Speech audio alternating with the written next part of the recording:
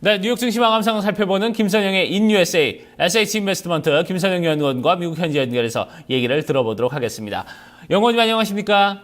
네, 안녕하십니까. 김선영입니다. 네, 자, 3대 지수 모두 다 하락을 했습니다. 경제 지표가 잘 나오면 잘 나올수록 지금 계속해서 뉴욕 증시는 하락하고 있는 이런 모습인데 내용들 자세히 좀 전해주시죠. 예, 그렇습니다. 오늘 뉴욕 증시 3대 지수 모두 소폭의 하락세를 보였습니다. 예상을 상회한 경제 지표들로 인해 연방준비제도의 금리 인상 시기에 대한 불확실성이 높아진 것이 투자 심리의 부담으로 연이어 작용을 하고 있는데요.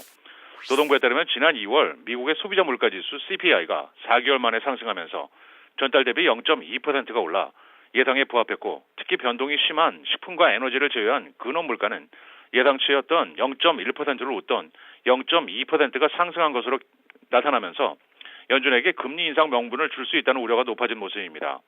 여기에 예상을 크게 상회한 주택 지표 역시 이 같은 가설에 힘을 싣고 있는데요.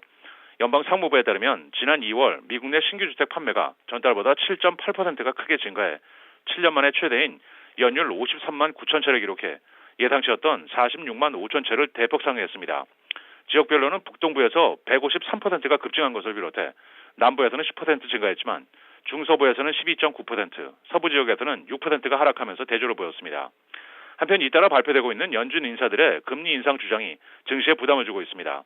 어제 스탠리 피셔 연준 부의장에 이어 오늘은 또 다른 매파 인사인 제임스 블러드 세인트루이스 연은 총재가 금리 인상에 앞서 시장에게 충분한 시그널을 보내 충격을 최소화해야 한다고 주장하고 있는 등 이 같은 발언들이 쏟아지면서 투자자들의 심리도 위축되는 모습입니다.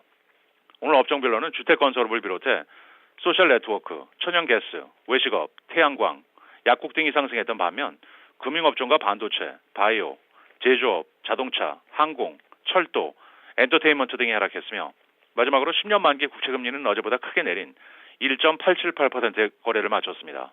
네, 자, 지금 계속해서 국채 금리는 이번 주 내내 좀 떨어지는 이런 모습을 보여주고 있네요. 자, 증시 이슈와 그리고 특징 종목들 좀 살펴보도록 하겠습니다. 자, 인도가 지금 우버에서 계속해서 좀 사업 확장을 모색하고 있습니다. 추가 투자를 받으면서 지금 이런 부분에서 더욱더 활력을 띠고 있다고요?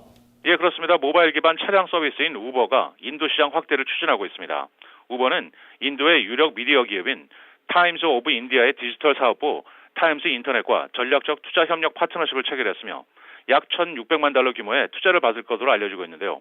우버가 2013년 4월 인도에 진출한 후 투자 제휴를 발표한 것은 이번이 처음입니다.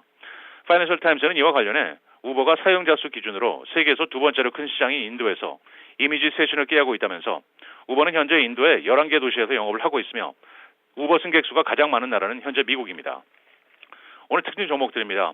인터넷 업체 구글은 새로운 최고 재무 책임자 CFO의 전 모간 스탠리의 CFO였던 루스 포렛을 임명한다고 밝히며 오늘 2%의 상승세를 보였습니다. 의류 판매 업체 로스스토어는 오는 6월 11일 개장 초부터 2대1의 주식 분할을 단행한다고 밝히며 0.5%가 상승했고, 증권사 웰스파고가 올 한 해 매출 증가 가능성이 높다면서 투자액을 기존의 중립에서 비중 확대로 높인 데 따라 화장품 업체 에스톨로더가 0.6%의 오름세를 보였습니다.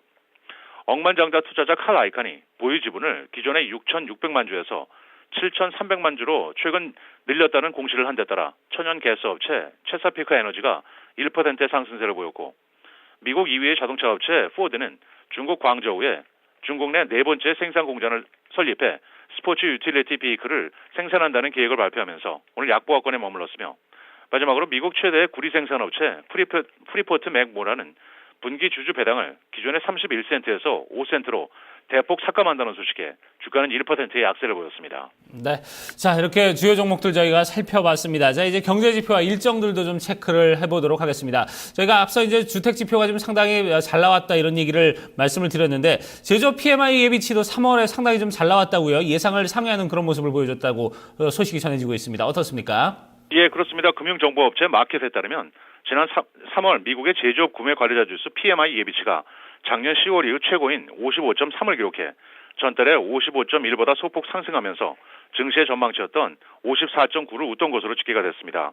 마켓 측은 1, 4분기 미국의 GDP 증가 속도가 잠시 주춤할 가능성이 높지만 신규 주문이 늘어나면서 올 여름부터 성장 속도가 다시 빨라질 것으로 내다본다고 말을 하고 있습니다. 한편 전미 공급자협회 ISM의 제조업 지수는 오는 4월 1일에 발표될 예정입니다. 마지막으로 내일은 2월의 내구재 주문, 주간 모기지 신청 건수, 주간 원유 재고 등의 경제 지표와 아폴로그룹, 페이첵스, 파이브빌로우, PVH, 레드햇, 렌즈엔즈 등이 지난 분기 실적을 내놓을 예정입니다. 네, 알겠습니다. 오늘도 좋은 말씀 고맙습니다. 네, 고맙습니다. 네. 자, 이렇게 뭐 PMI 지수도 좀 상당히 잘 나왔고 고용 지표도 잘 나오는 주택 판매 지수도 좀 잘 나오는 미국의 지금 경제 지표 상황인데 자, 이런 것들이 전체적으로 좀 증시에 악영향을 미치고 있다는 부분이 참 아이러니합니다. 자, 그러면 저희가 뉴욕 증시 마감 상황 이제 자세히 좀 세부적으로 살펴보도록 하겠습니다. 먼저 지수별 마감 상황과 그에 따른 외신 소식들 또 어떤 소식들이 전해지고 있는지 자세히 좀 알아보도록 하겠습니다.